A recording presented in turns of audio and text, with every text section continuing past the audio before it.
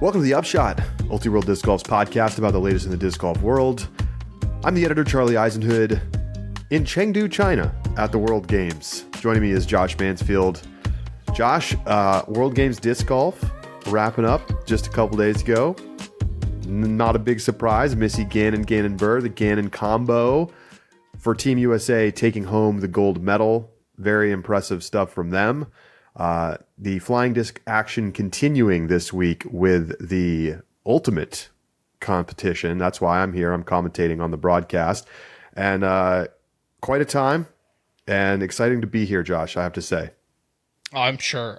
It's just, there's something surreal about saying that Gannon is like the first gold medal winner in disc golf in 25 years.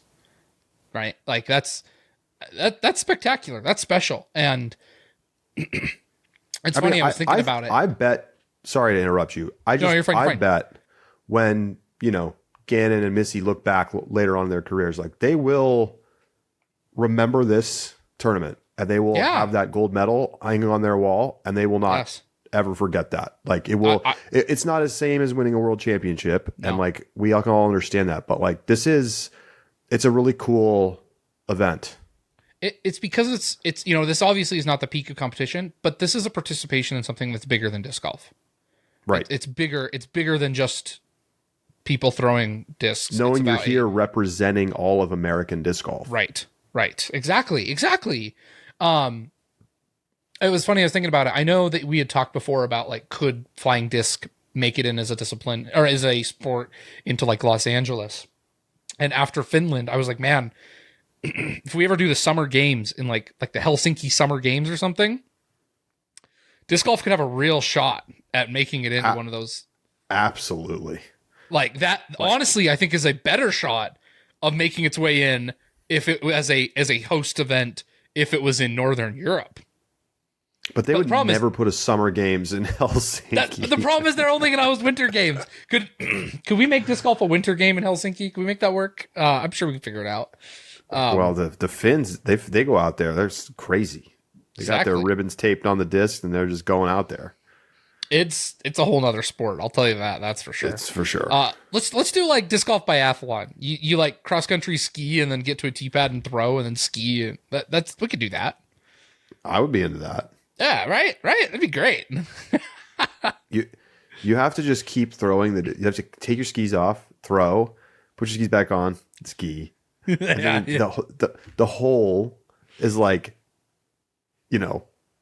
10 miles long. And you just keep skiing and throw so if you can throw further, you're allowed to ski longer. Yeah. Okay. What a horrible event that would be. That would be so truly bad. horrible. All right, let me show you. Here's my. I'll cover the barcode just to be here. I got my very official World Games credential here with all the this shit is serious. Okay, let me tell you. You go through security everywhere you go. That's get in anywhere, you have to go through security. So you scan this, it face IDs you, it like immediately knows who I am. And then you go through like essentially airport security, through metal detector, wand. Wow. And then you're in, okay? And like Charlie, what's your social score over there in China every time you're getting face ID'd? Do you know what I'm talking about? What score? No, I'm the social, what is it called? That there was I don't know if it's still a thing, but like apparently China was using facial recognition to like track people and like keep track of like their social like cohesion scores. Like their clout? No, like are you a good citizen or are you a problem? Oh, like detractor, like politically speaking. Yeah. I feel like I'm borderline. You're on the line. Yeah. So check out, they got like so much merch here. So I got this flying disc. That's adorable. Pin. Isn't that sick? That's so cool. Now, if you're not watching on YouTube, you gotta go take a look. I must say, it's a little bit more ultimate frisbee oriented in the merch department, but it's still, there's like a bunch of different things. So I've got a few things to give away. If anybody decides that they're interested in trying to win, I'll show you the other thing I got. This is the limited to 500 pieces, limited venue edition pin/magnet flying disc. Check it out. So, Charlie, is this like? I mean, that is so cool. Is this like an above and beyond other World Games? Oh yeah. Oh, Okay. I mean, listen, I've only been to 2. I went to the Birmingham, Alabama. You went to Birmingham, yeah. What was Birmingham like ago. compared to this? It was like they're completely incomparable. Right now, I feel like I'm at the Olympics. That's. I feel like I'm at the Olympics. The dining hall, there's like 25 entrees for dinner every night. It's like completely, and the food's really good, and everything is extremely official. And when I got into the airport, they like personally chauffeur you straight to the hotel. Wow. And like everything is just very, I mean, and it's the same athletes, it's the same stuff. I mean, but like the broadcast level. Now I know that for those of you who are watching the disc golf, it was a little shaky, but it's really, really challenging, as I think you can see, to shoot disc golf because it requires a lot of time shifted work in replay. Mm-hmm. It's not natural for sports producers to step in and do a disc golf broadcast because it's just uncomfortable. Like if you had golf producers doing it, they would be fine, but they don't do golf at this tournament, and no one like how many golf producers are there in the world? There's like probably 25 or something. I'm sure we could get the guys who do the Masters, right? They're probably right. free. Next time. Yeah. Pay the big bucks. Let's get them in here. But like for the Ultimate, I've been blown away by the coverage itself. Like has some, they're struggling in certain areas, but like broadly, I'm amazed at what we have from an infrastructure standpoint. They have, I think, 8 cameras, which is a very high number for Ultimate. Like, I've shot a game with 9, and that was for like a massive world championships. And like, they don't have to do all that. They could come in here with 3 cameras and call it a day. But they have beautiful, expensive, wonderful cameras. They have a slow-mo system. They have a full slow-mo replay system. Just the license on that is $100,000. Okay, so this is like full professional television broadcast, and the China games are being broadcast on national TV here, and are probably getting literally millions of people watching. That's really cool. So it's all pretty awesome. I gotta say, it's pretty awesome. I will say, Charlie, I watched the U.S.-Germany game. I was just going to ask you. Okay, I did. How hype was that game? That game was so hype. It was so hype. Yeah, I was very, and I chose it just because I was like, oh well, like I'll watch the U.S. game, right? Like might as well. And I'm very glad that I did. I chose the right game to watch. Well, for those of you listening, you may have never watched or cared at all about Ultimate in your whole life. This is the chance. Okay, the USA has clinched a spot in the semifinals.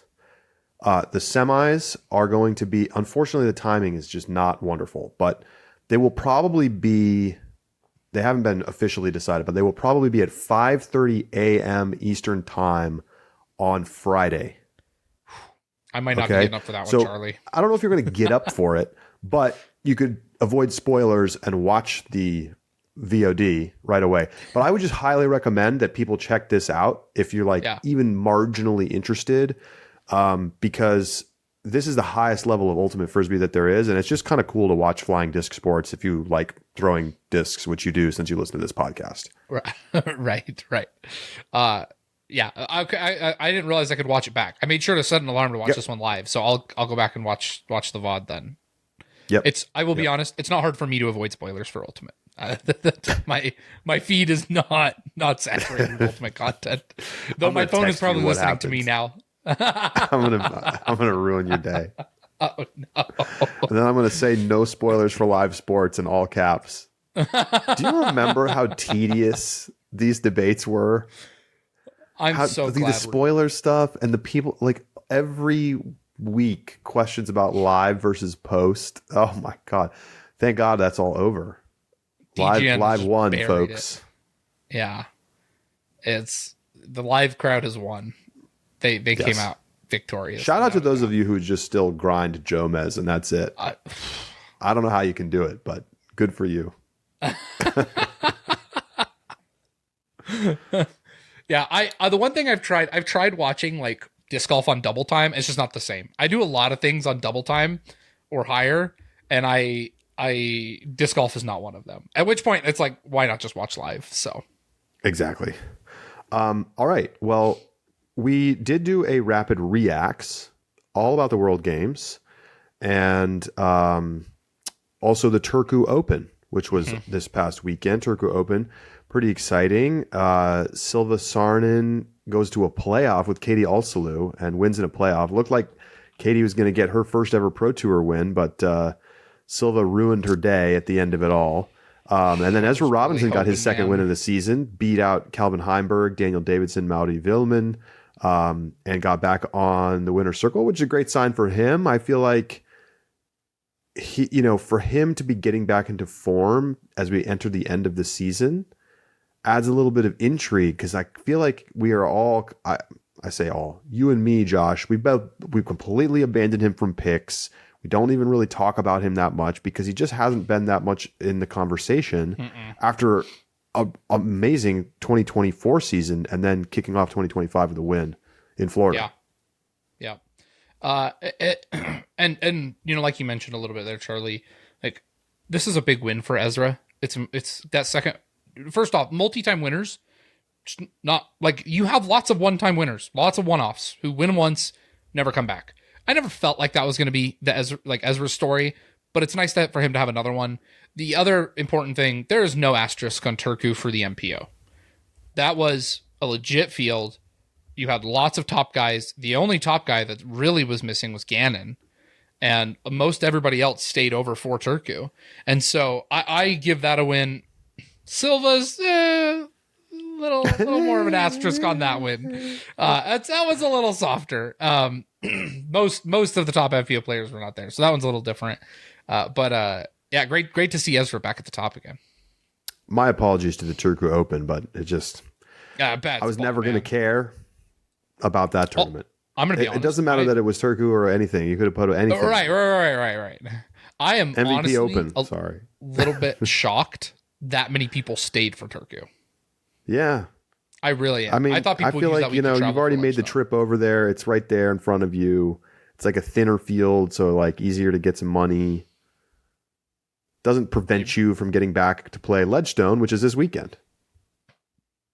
Nate Heinold's going to join us in a moment. Yep. Sorry, Josh. I just railroaded over you there. You're fine. You're fine. I was going to react to something. Keep going, Charlie. Keep going. You're good. Nate Heinold's going to join us in a moment, but ratings update yesterday. Yes. Gannon Burr, 1061. So almost to the Macbethian record, but not quite there yet. Calvin Heimberg is now the second highest rated player in the world at 1049. Nicholas Antila, Anthony Barella, Isaac Robinson all at 1048. Ricky at 1047. And then Macbeth, Robinson, Klein, Lettinen, Smith, that's Evan Smith, and Sullivan Tipton in the 1040 club. I think this has got to be Sullivan's highest rating, right? He's +4. And I know for a fact we've never said his name in the 1040s. Yeah, has to be. Charlie, when was the last time the gap between first and second place MPO was 12 rating points? I do not know. It feels like it's been a while. If ever, because Macbeth and Ricky were probably pretty close, even when Macbeth was at the top. Yeah, I mean, we'd have to go back, and maybe Statmando could do that math for us. But I don't know if they could look back on each cycle. They probably could. It's an interesting question to ask. When was that? Well, so Macbeth 1062 was in July of 2020. So the only player who could be anywhere close to him at that point would be Ricky. I think so, yeah. In 2020, was Ricky... Yeah, Ricky was mostly back by then. Ricky was 1042. Okay, so it was a 20-point gap in 2020. So Ricky was still kind of... That assumes that it was, in fact, Ricky in the 2 spot. Could it have been Calvin? Yes. Maybe that he'd be the other one that I would. Yeah, since it was so far back in the 2020, Calvin was 1047. That's 15 points. So yeah, honestly, it feels like Macbeth back in that stretch was the last time. That makes sense. It does.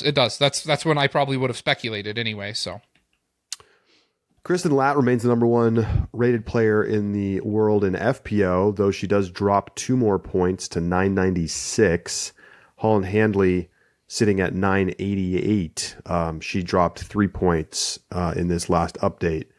Saw an interesting conversation that I want to get your thoughts on. Will we ever see Kristen get back to 1,000 rated, or has that era ended already? I actually think it's quite possible. I'm not willing to go likely, but I do think it's possible. And the reason why is because as Kristen, I think that this is the start of Kristen playing less events, not just for this season, but possibly for the rest of her career. And if that's the case, showing up and dominating half as many events is a much easier way to get your rating back up over that 1,000 mark. Right. It's just an easier mass of numbers to move when you don't have as many to move, and it's not as sticky. And so given that's the case, I think there's actually a decent likelihood that she could get over 1,000 rated again if she returns back next season and plays half as many events. Now, here's a question that I'm not sure I know the answer to. If you DNF, does it automatically take all your rounds out from that tournament, or does it only take the rounds you didn't play or that you DNF'd in the middle of, for instance? I think that it is just the round that you DNF'd in after. And that is confirmed. I'm on ratings detail right now, and it does have Pro World Championships round 1, 2, and 3 round 1, 2, and 3 included in the ratings detail. That makes sense. I just wanted to confirm. It's honestly what pulled her down a little bit. 979, 961, 954 at Worlds. Obviously, just not it. She did, for what it's worth, look much more relaxed, much more comfortable, and putted way better at the World Games. It's mental. It's all mental. Yeah. So. It's like, is it the pressure of Worlds that was causing the putting woes? I mean, it certainly seems plausible. So, yeah. I mean, Kristen taking a huge break. We're not going to see her for 2 months, basically, assuming that she doesn't decide to sign up for some other stuff in the meantime. But she has nothing on her calendar. So just throw pink. I mean, listen, why show up to play like you did at Worlds? And right? why just go through the grind of the travel, you know? No. I would be a little bit surprised if she doesn't play the playoff events. Just because they're great tournaments with great payouts, but she might not. You think there's already a contract done? This is the craziest wrinkle to the Kristen contract year. Because now what? If Kristen wants a contract, then there will be a contract, and it won't be an issue. They'll have to. You mean with anybody or specifically with Latitude? Anybody. I doubt Latitude. I mean, I basically agree, but I wonder how much money's getting left on the table right now. Maybe people are just going to be like, this is an aberration. We're not worried about it.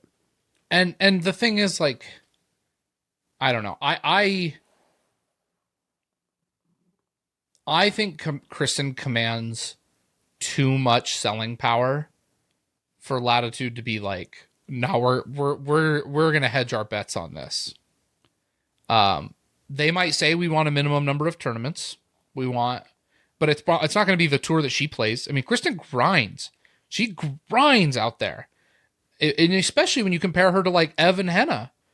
Right? Yeah, when you compare to the other Europeans, take a month off here and there. Yeah, and I'm honestly a little surprised that Kristen doesn't take a little more time off.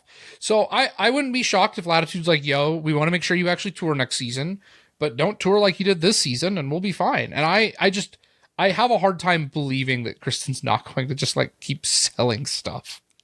And so at that point, like, why not? Best brand in pro disc golf right now. Easy.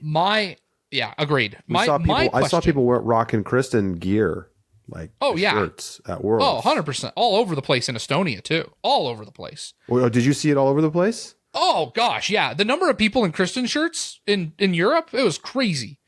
Wow. Lots of people in Kristen shirts. Yeah, it's doing really well. It's the thing is like, I don't know what Kristen's going to want in terms of a contract. Is she going to want full-time tour? Is she going to want 4 years? Is she going to want,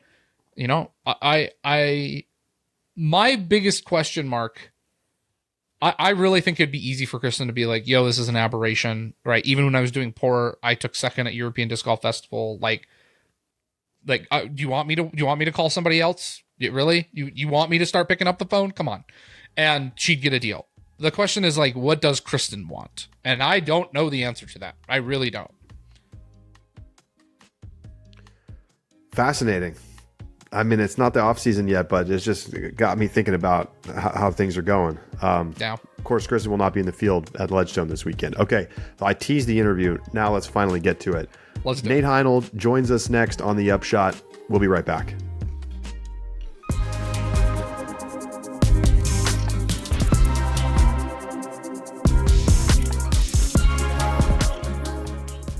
The Upshot is presented by Pound Disc Golf, makers of the best bags in the sport.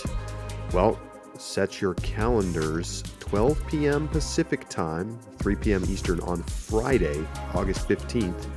The signature Ambassador Octos are going to drop. You can check out the Ella Hansen Peacock and Coyote colors with the number 10 waterproof Bordeaux zippers. Or you can grab yourself a Cole Redolin Steel and Black with grape-colored zippers. Other signature Ambassador Octos still to be unveiled over on the Pound Disc Golf Facebook page. So check that out and get ready for the drop because they're going to go quick. Again, it's Friday at 12 Pacific this week.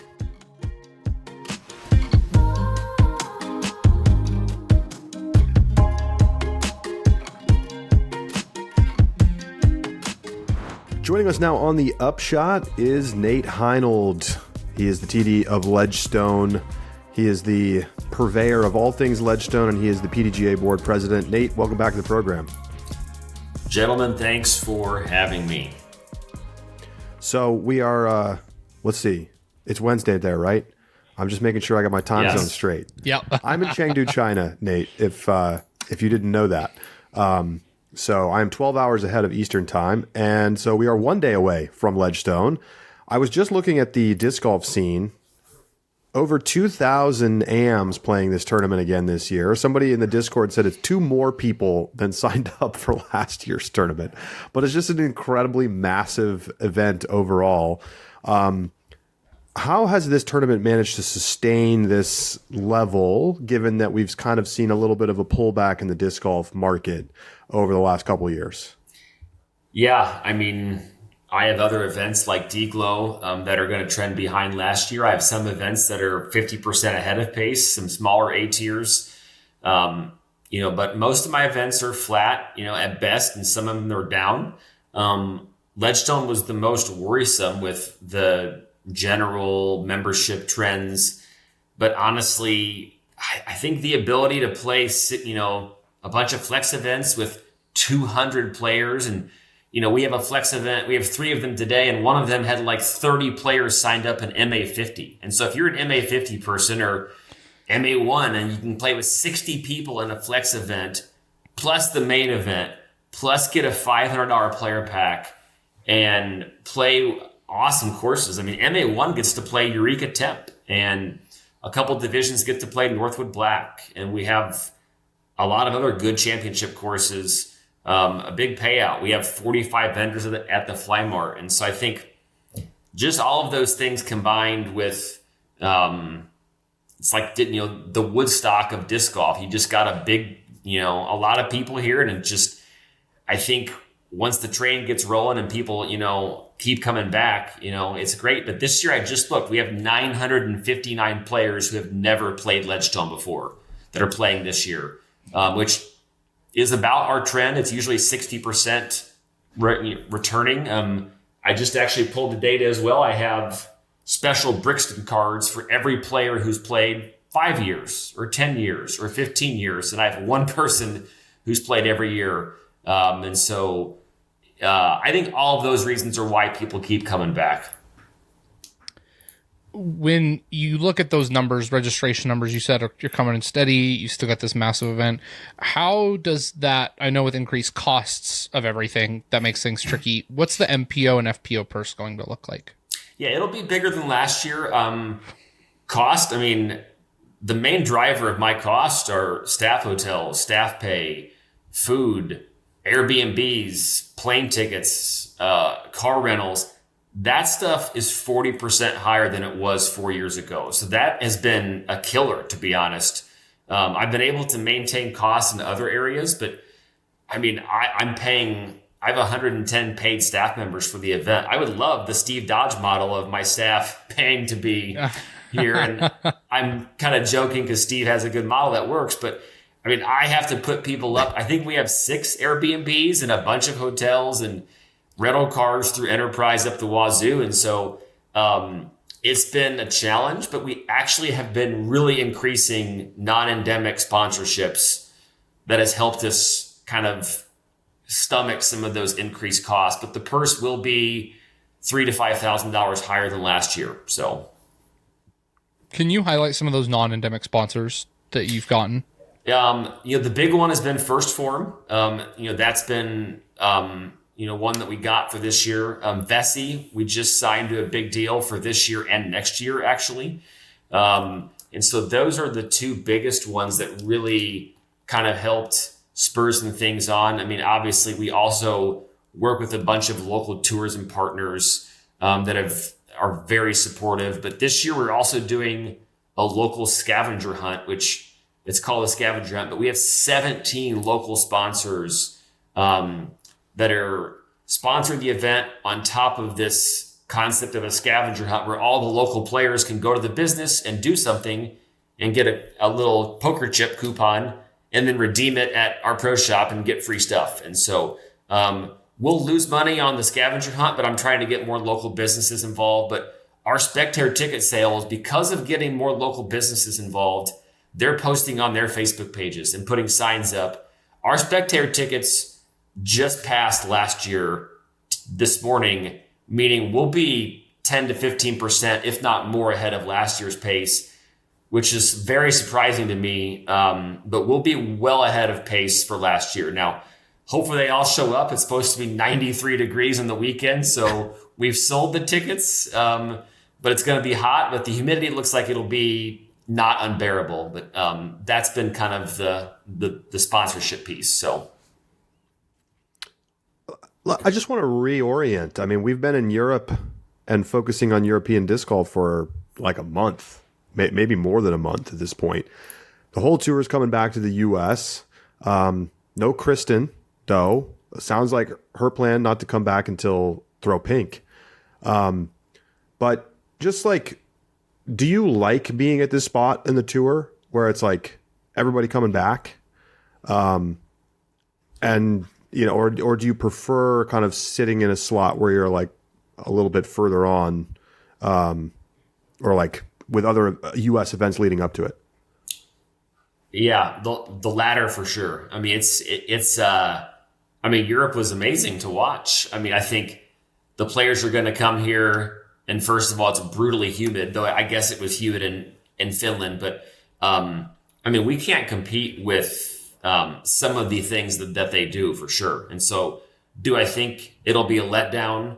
I don't, only because we have honestly better payouts than they have, and we have great courses still. And so, but look, I can't compete with 10,000 spectators. I can't compete with some of the things that they have infrastructure wise. And I give a lot of props to the groups over in Europe, but I do think we have other benefits that they don't have, that they have not been able to crack, that we're able to do. I mean, I think we'll have, if I do the math, I think we'll have probably more added cash than the European festival and most of the other events in Europe by far. And so I think we'll have, a lot of great things here. So, but I'd rather not be right after Europe because we also lose some of the European players. I mean, that's the main reason I don't want to be right after Europe. It's not, I don't think people are let down by coming to what I think is the top 5 course in the world, Northwood Black. But I think that just travel, issues and Ricky's not even here yet, and so I think that is going to be tough for some players to get in practice and be not exhausted. And so, yeah, I cannot believe the number of players that stayed for Turku. Like that was who are planning on playing Ledgestone. That was shocking to me. I mean, you're already there, Josh. You might as well play one more. I hear you. But also, Nate, you had mentioned that you have already matched spectator numbers. Where does that put you in current spectator sales and where you're hoping to be by the end of the weekend? It's tough to tell the walk-up crowd. Last year we had a lot of walk-ups and it was hot last year too. So maybe it won't be that bad in terms of, my worries, but just even, I think we're gonna, it's so tough to tell. We have 2,400 amateur players or 2,200. It's tough to tell. Like we sell a lot of tickets Thursday during check-in and they come watch. So, we're going to have several thousand spectators throughout the weekend. I don't even have a firm grasp on the number per day. But it'll probably be 15% more than last year. I just pulled up some data. I feel great about that for sure. I think there's a lot of excitement coming back from Europe, but I do think we've just done a better job of getting the word out locally through our local sponsors. And I think that's the biggest lesson that I've just learned over the last 6 months is that getting the word out more about disc golf isn't just posting on social media, because my team does a great job at that. We just got to honestly start tapping into other avenues, schools and clinics and these local sponsors to get the word out. So,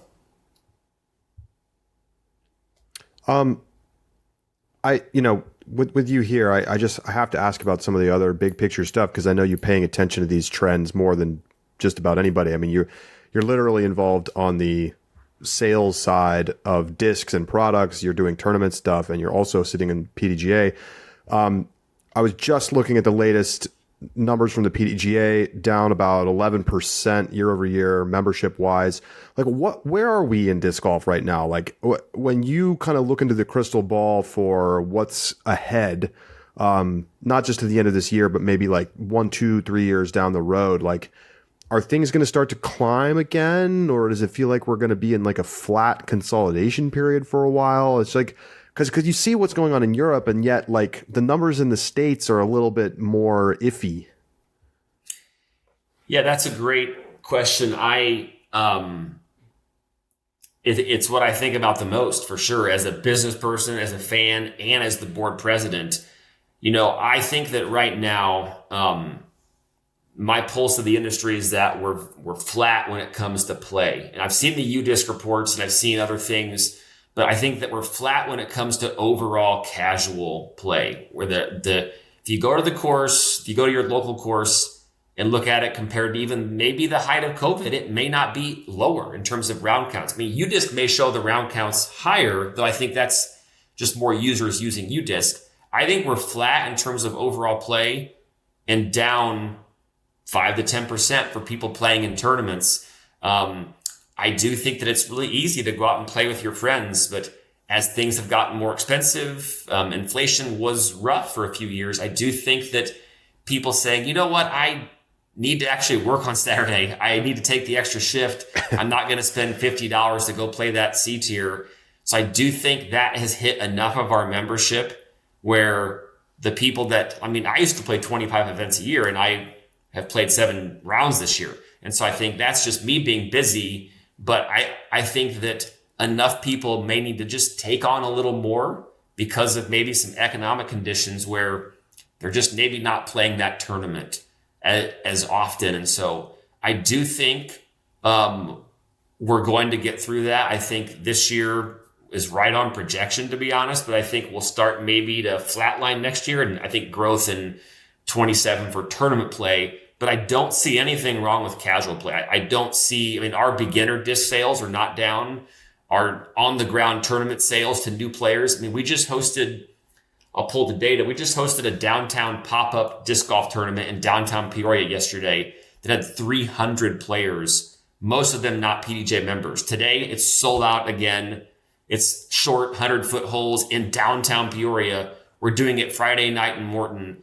I added those this year. We lose money. We charge $5 for those. And so you get a disc. And so I pay more than $5 for the discs. So, and I was on a radio show yesterday. Hey, come out and play, learn disc golf. We did a clinic that was free. And so locally, we're trying to do as much as possible to spread the word of disc golf, to try to I'm not trying to get more PDJ members. I'm trying to get more people playing disc golf, and then that will come. People will become a PDJ member if they want to play tournaments. If we 100%. Get more people at the grassroots level, that's what we're trying to do at Ledgestone with all these little side things we're doing. So, well, and to that point, Nate, when we're talking about tournaments, you have that cost factor, but it's also the case of a B tier can be 2 rounds on Saturday and a round on Sunday.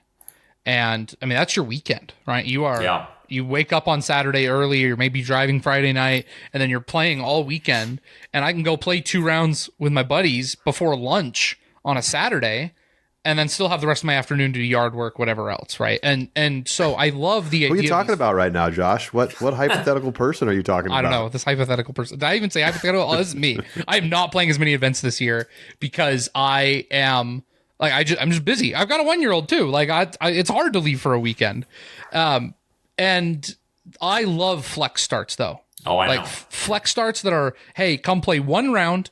It is going to be a little bit slower of a round, but it's only 1 round. And you just do that 1 round. I would pay money for that. I don't even care about a player's pack. I love the idea of the competition that are those 1 round flex, easy, unique events that are built around people are, we're just trying to get people to play disc golf in organized formats. Doug Bjerkes and I have talked about this, and we're almost always on the same page. Doug has said, hey, man, these flex events are great for getting, but it used to be fun to go to a C tier, play the morning round, have the score report, and you'd sit and talk to people and converse. And he's not wrong. That used to happen. It doesn't happen as much. I've only played flex events the last 2 years. That's all I've played. I've played 7 rounds this year, and it's only been flex events because that's what I have time for. And so I think we have to meet the member or the Joe disc golfer or Jane disc golfer where they are. And I think right now we're running more flex events on Friday afternoons or whatever. And I think that's what people like me need. It sounds like you and a bunch of other people need. At Ledgestone, we'll have 3,000 people play a flex event. I think... And that's different because it's tied to a big event, but sure. But that does lose the camaraderie. I mean, if you play a flex event, you're going to show up with your buddies or whatever, and then you're going to leave. And there's no, what'd you shoot? What'd you do on? Yeah, I threw 7 shots OB because I suck. So I think you're not going to get that kind of stuff. But I think we're meeting people where they are. We just got through a board election. Charlie Meade and Matthew Rothstein getting elected to the PDGA board. And Rothstein ran on a campaign that I don't think ever explicitly named you, but I think you were implicitly kind of hinted at through much of his kind of campaign discussion around accountability from the PDGA. A lot of talk about too much insider trading going on in terms of the board. And, we've had this discussion with you in the past. I'm just really curious about your thoughts on him getting elected, what that means for you as the president, and how you kind of think about the board moving forward. Do you feel there needs to be more accountability and transparency at the board level? I didn't see any of that, so I guess I just don't know what you're talking about. So, no, I've actually never met Matt. I've never met Charlie. I look forward to working with both of them. Matt was an employee at the PDGA. I don't think we ever crossed paths. And yeah, I mean, I've read Charlie's platform. I've read Matt's platform as well. And, I think that some of the things that Matt mentioned, I mean, we've been doing those things for a few years now in terms of, posting our financials. We have our office report or our board minutes are way too long now. They're like 20 pages of stuff. And so I think we've tried to be more transparent. I personally love it, but I might be the only person on the planet. I was going to say, I think we get like, 14 clicks a year for our board minutes. And I think you probably have all of them, but I mean, probably true.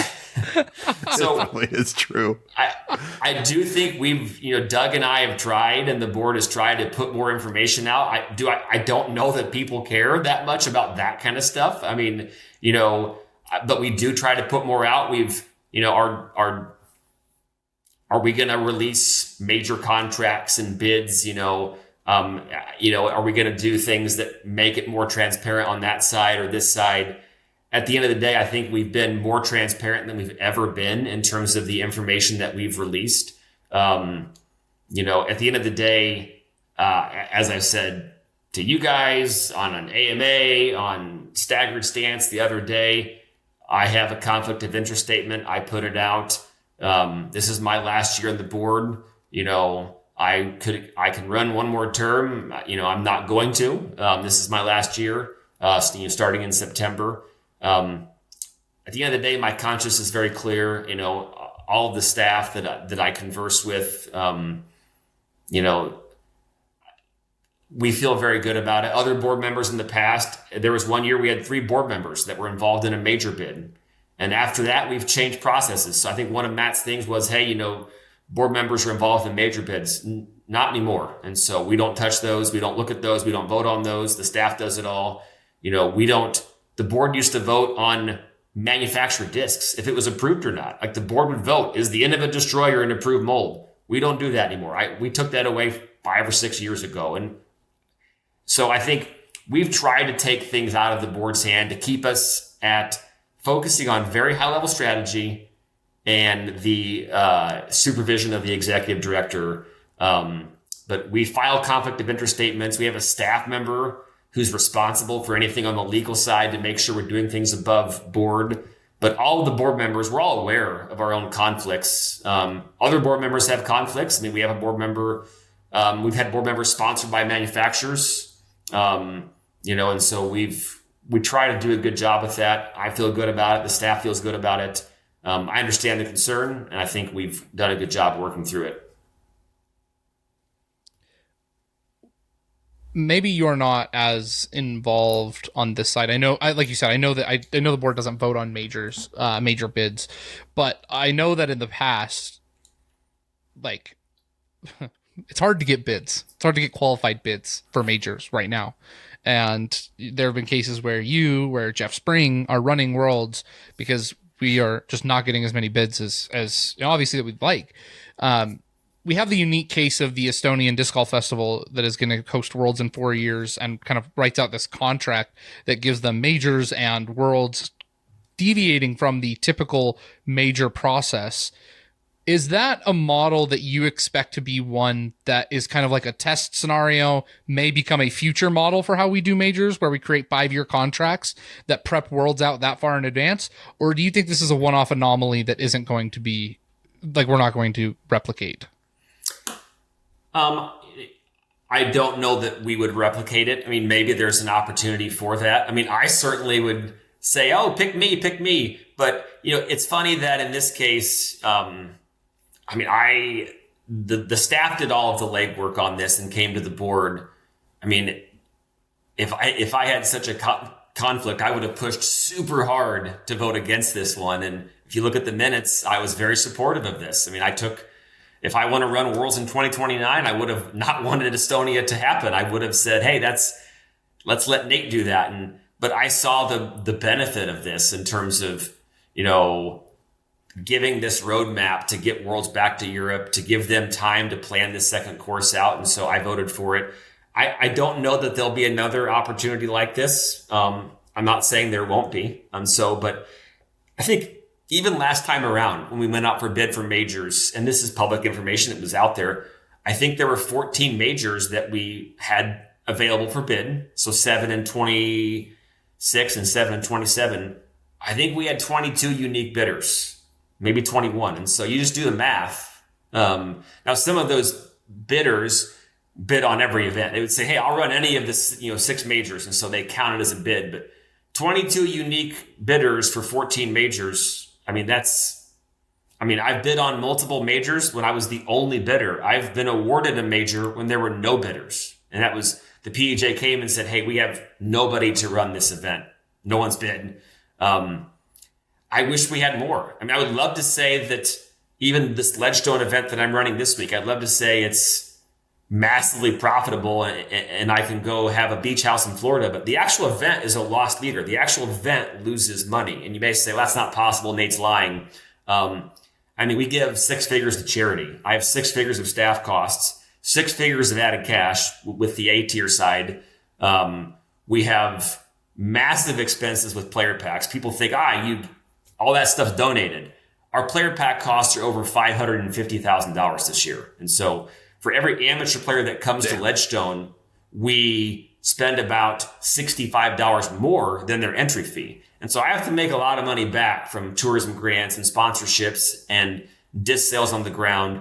So it's a lost leader to drive sales for wholesale and retail. And so I would love to say all events are profitable, but they're just not. Now, there are certain events that are more profitable than others that are more doable, but I wish we had more bidders. Competition is great. I looked at Europe and I was like, okay, wow, I need to change my RFP for infrastructure. And I was already planning on going big, and now I'm going 10-story houses. I'm just kidding. But I think you look at what UC has done in Estonia, and I've copied ideas from other people. And I think they've taken some of my ideas, and competition's good. If I had no competition, I wouldn't be motivated to keep increasing my purse. Like right now, I've seen other events, their purses are going down or flat at best. If maybe Des Moines wasn't increasing their purse or MVP, I would just say, I'm going to keep it the same as last year. Why would I increase it? It's still full. I have a wait list, but I want to keep getting better. And so I think competition's good. Looking ahead to Worlds, how do you match what we just saw? This was incredible.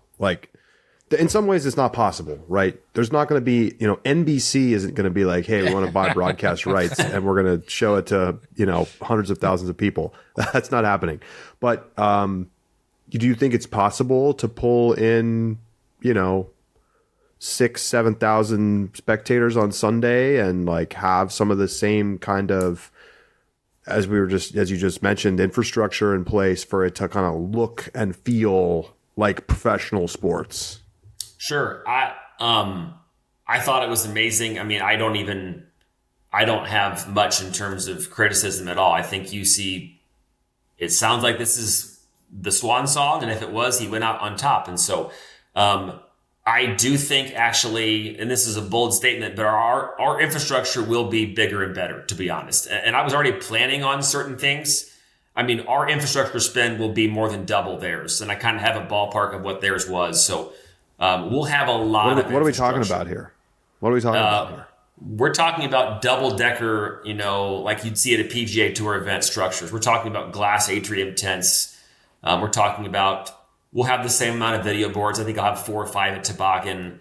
We're talking about stadium seating on 5 locations. So we'll definitely have more infrastructure, I think, only because I was planning on a lot, and then I increased the budget after seeing Worlds. We'll have more added cash. Our purse will be substantially higher for sure. And so I think we'll have 7,000 to 8,000 spectators on the weekend. We'll have a lot of activities for kids. We'll have 50 vendors. So we'll have a lot of vendors there. We'll have climbing walls and inflatables for the kids. We'll have free food every day for the players. They'll have, for all of them, B pool and A pool. We'll have catered food for the players every day, their own set aside warm-up areas. We'll have 10 food vendors at the course. So we'll have, I have a 30-page plan for the event that we've been working on. I've been working on the event for 6 months now. And so I still don't know that we'll get to where they were in terms of spectator counts and that. But, and those courses, the Tampere course, I would almost put it up there. I'm biased because I love Northwood, but Tampere was amazing. And so, and I like the Beast. I think the Beast is comparable to a lot of great courses. It's great for spectators, a lot like Eureka, where it's just really good for watching disc golf. Tampere, not really great for watching disc golf, just like Northwood. But I think Northwood is a top 5 course in the world, and I think Tampere probably is as well. So I also I forgot to wear my Team Northwood shirt. I should have, underneath my pullover. But I'm with you here on Northwood. I actually want to pivot a little bit now to some course talk. I saw on somewhere on socials, hole 1 at Eureka has been pushed back. That shot looks like a doozy of a tee shot now. Tell us a little bit about that change and then other course changes that we can expect to see. Yeah, any PR is good PR. Last year at Worlds, people are like, "Oh my gosh, Ivy Hill hole 13, the women aren't going to be able to make it." And Nate, you're evil. And we got to the event, and that quieted down. And then here we had people posting about hole 1 Eureka, and Isaac Robinson said that looks impossible. I mean, I watched like 20 MA2 players make it over last night because they can, or MA1 players, sorry, because they're playing the event on that course and they get to play Eureka after 5:00. It's not. I mean, it is longer, but the ceiling. I mean, nobody was throwing a Sky Anheuser last year, and so that one's pretty minimal. It is 30 feet longer, and so, but we did it actually at Eureka. We actually have $10,000 worth of new tee pads at Eureka. All the teeing surfaces are consistent now. Last year we had 5 asphalt tee pads, and so there'll be a new tee pad on the water tower hole, which is a little bit harder. The bridge hole, 18 and 13, and then hole 1. So Eureka just has a couple holes that have a little bit longer tee pads. The OB is a bit tighter at Eureka for sure. And so Eureka will play, I would say, 1 to 2 strokes harder. Northwood has no changes from 2023. It does honestly look better. It's more green, to be honest. We've planted more grass. We've done more maintenance work. Northwood may play. I mean, Macbeth's trying to tell me he can shoot back-to-back 10-down rounds, and I told him he's dreaming. So Northwood will play maybe a stroke easier than 23. It's a different layout than 24 because the Champions Cup layout did take some aspects of the golf course, actually, from 2020 or 2019 Pro World. So, but Northwood Black is identical to 23 layout, very similar. The rough is more thinned out. And then Sunset has minimal changes. So the courses are very similar. Well, it's going to be exciting. I mean, any other notes on like how this event? Obviously, the big news is that this event is back to 2 courses this year after the Northwood Champions Cup last year made it a 1-course event. Anything else new for this year besides what we've already talked about, especially on the pro side? Yeah, nothing new on the pro side, really. I mean, the big thing that people will care about, to be honest, is AB and Paul posted a video yesterday. We always have cool stuff to drop at the event. This year is probably the coolest thing we've dropped in a long time. It's a special Luna that Paul and AB posted about. That's pretty amazing. We're also dropping a new Ricky prototype test flight disc on Saturday at the event, and so we always have cool stuff to drop at the event, but this year we'll have a line of probably 400 people on Friday and Saturday to get the Thursday and Saturday to get the special Luna on Thursday, another special Luna on Friday, and then the Ricky prototype, the Ricky prototype on Friday and the special Luna on Saturday, then another Luna on Thursday. So if you are watching this, come on out because we do have a lot of cool drops for the event. So good stuff. Nate, thanks so much. We always appreciate you giving us some time and looking forward to the weekend. Thanks, guys. Appreciate it. Nate Heinold with us on the Upshot. We'll be right back.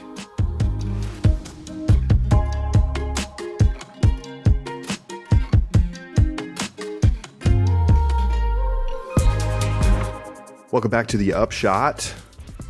Well, always good to have Nate on. Much to talk to him about every time he is on. Purse going up. And he's talking about like, well, what if these other tournaments aren't dropping their purse, and why don't I drop mine? I'm like, dude, they literally are all dropping their purse. I mean, well, like, he said Des Moines, and then he also said MVP. So it sounds like he's been talking to Steve Dodge. Did Des Moines up their purse though?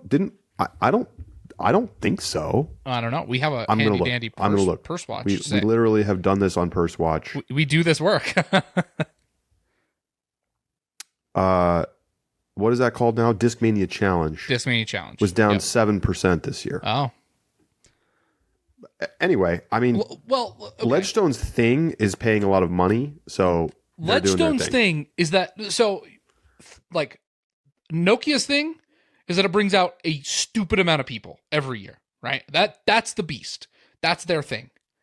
Ledgestone's thing is that they focus on the disc golf side, the actual like event side, and the play, both for amateurs and pros, and they spend a ton of money and they pay out a ton of money. Like, I'd be willing to bet that Ledgestone is the largest in terms of just like finances, money in, money out venture of professional disc golf, bar none. Thousands of amateurs, tons of players, wait list of players, flex start. I mean, this event is, I really like the way that Nate described it, of like the Woodstock. Like, it really does feel like you come for the weekend. Like, it's this big trip that you get to play and watch. Absolutely. And it's almost, isn't that how Ledgestone Open used to be? Absolutely. Yeah. That kind of, it feels like it's kind of taking that like mantle on, and the way that they're doing it. It's in a much better physical location in the United States. And they're putting real money behind it too, right? They are massive purses. There is a real financial pull of this event. I freaking love Ledgestone, man. I think it's so hype. Yep. I'm excited. Like, I'm ready to watch disc golf again after not being ready last week. Like, I enjoyed the World Games because it was kind of a different vibe and different experience, course, doubles format. But Turku, I just couldn't even engage. And now I'm ready. We're back. We've got Ledgestone, we've got Idlewild, we've got D-Glow, GMC, MVP, and then USDGC. Yeah, and I think it speaks to the need for a filler tournament in between majors. You need a day. You need a weekend. It's a lot to just go next and go next and go next, and I'm sure it is for the players as well. But and especially it's nice to have that filler, because these events at the end of the season are massively important. They are some of the most historical events that we run in disc golf. They're biggest payouts. They are on the best courses, and they matter the most because they include plus and playoff events.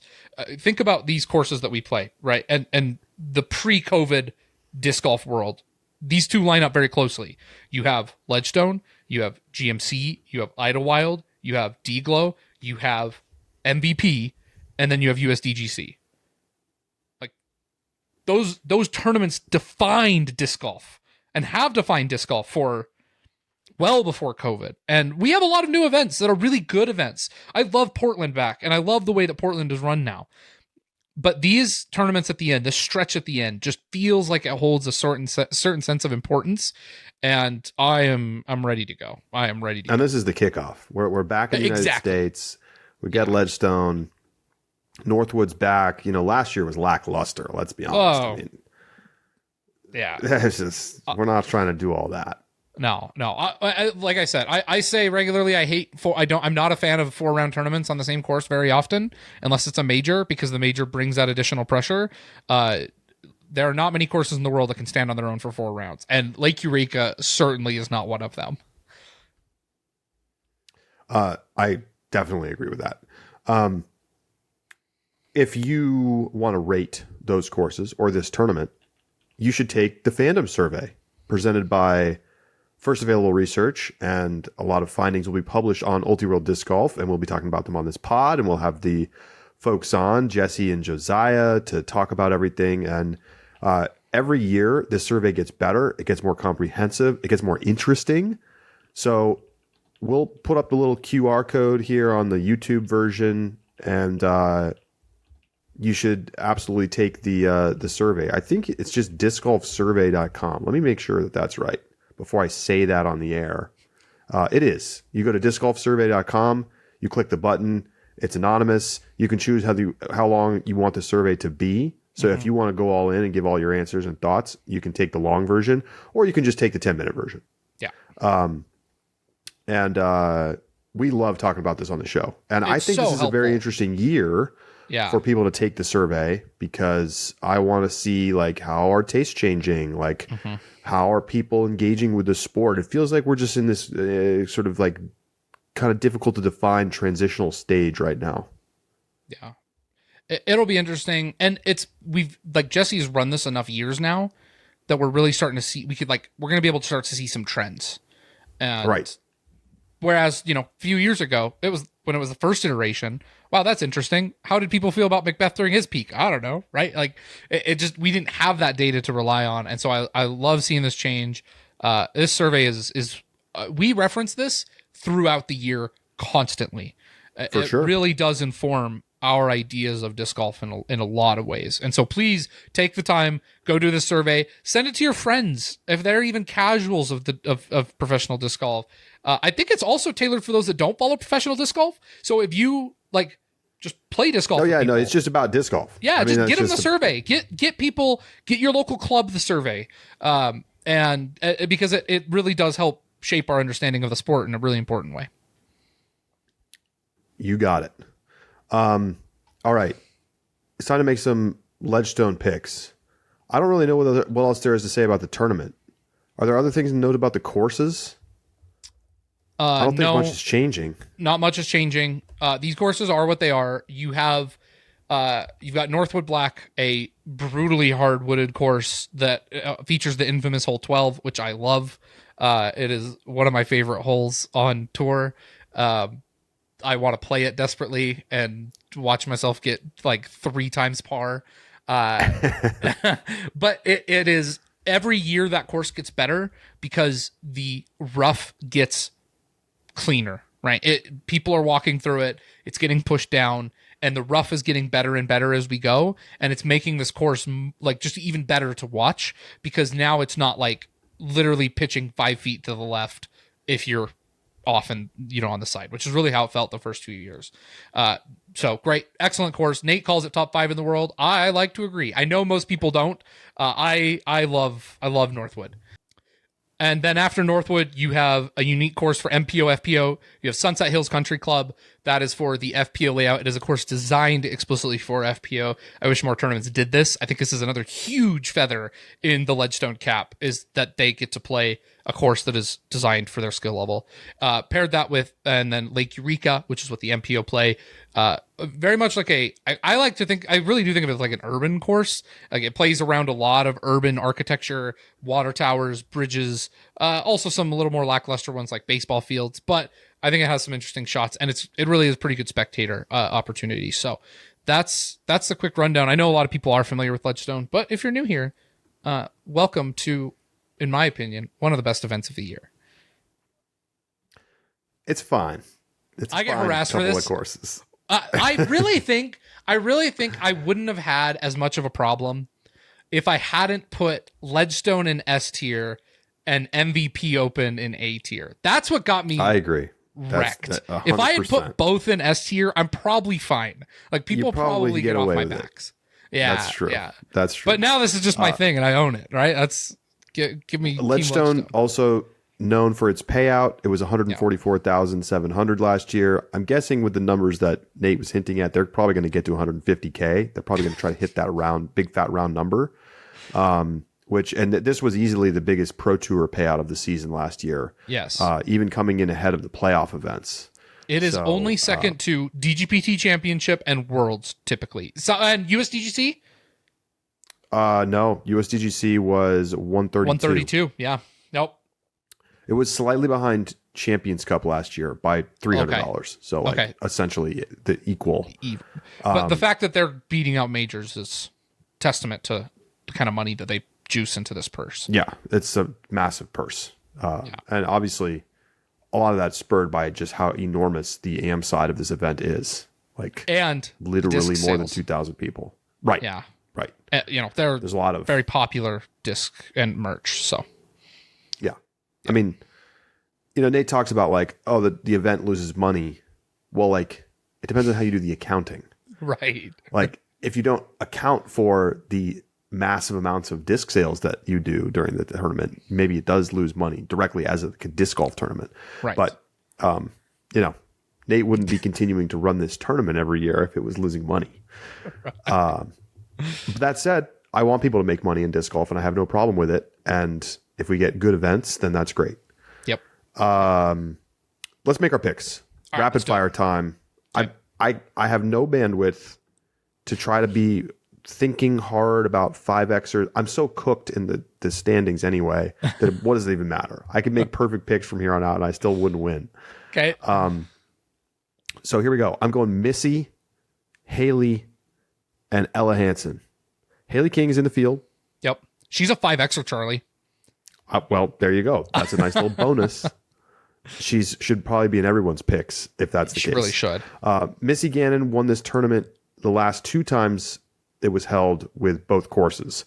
So keep that in mind. She also, I think, mostly played well at Worlds. Just got roasted by 16 once. And actually looked really good. I thought like the putter looked awesome at the World Games. So Missy's in great form. I think she could win again. And Ella Hansen has played well here in the past. So just feeling good about her game. And, let's just ride the wave of what is now, I almost forgot to say this, her final round at Beast is now officially the highest rated FPO round of all time. Yes. It got re-rated. It got adjusted up like 7 points. Yeah. Amazing. It's amazing. Congratulations. It's well deserved. Congratulations to Ella. All right, you're up. Swap Ella for Own. I want world champion Own Scoggins, who's coming on a pair of courses that I have some differences, but I also think mirror the world's courses fairly well. Second place here 2 years ago. Yeah, and pair that with the fact that a lot of these players are going to be tired from this travel. I just don't think that the hangover effect has quite the same impact on Own because she is just used to playing this many rounds.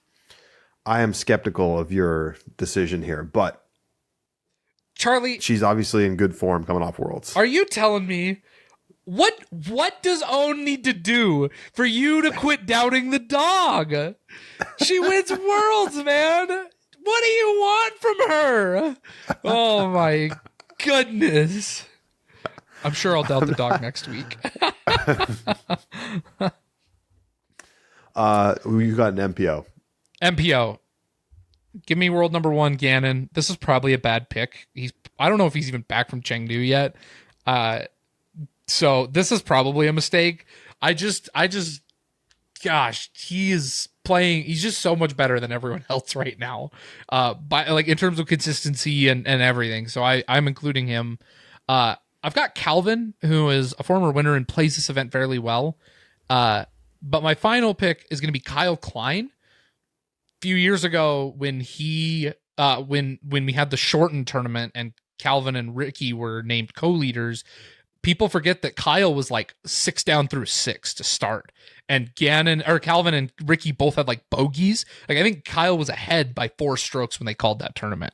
So Kyle plays well here. I think you'd want one here, and feels like it might be a little bit of a sneaky pick. I honestly kind of like the pick. It feels like the kind of week where like maybe you just get a random somebody coming out of nowhere to win. That's kind of what I'm feeling too. And but not so random. Like I'm not going for like a 10-10 pull, right? I'm pulling like player who hasn't played up to their level, still good, but is kind of looking for one this season. That's Kyle for me. Notably, this will be the first time I've left Ricky off my picks for Ledgestone in a while. I'm also leaving Ricky off my picks. He has just not been in form, Josh. And he's not even there yet. Nate said on the interview that it's Wednesday and he's not in Peoria yet.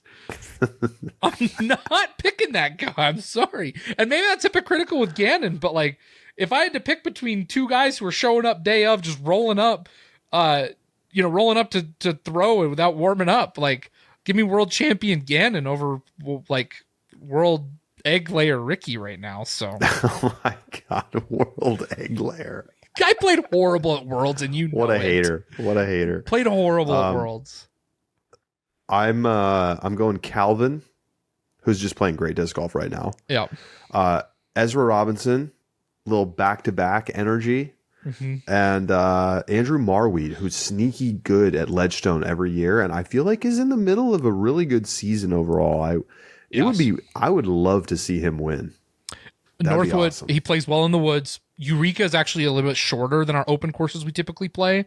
If he keeps it between the sticks, he could be in really good shape. It should be a lot of fun.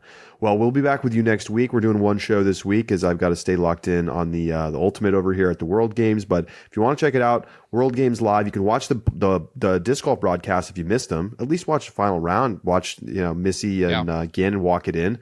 And then the Ultimate continues this week.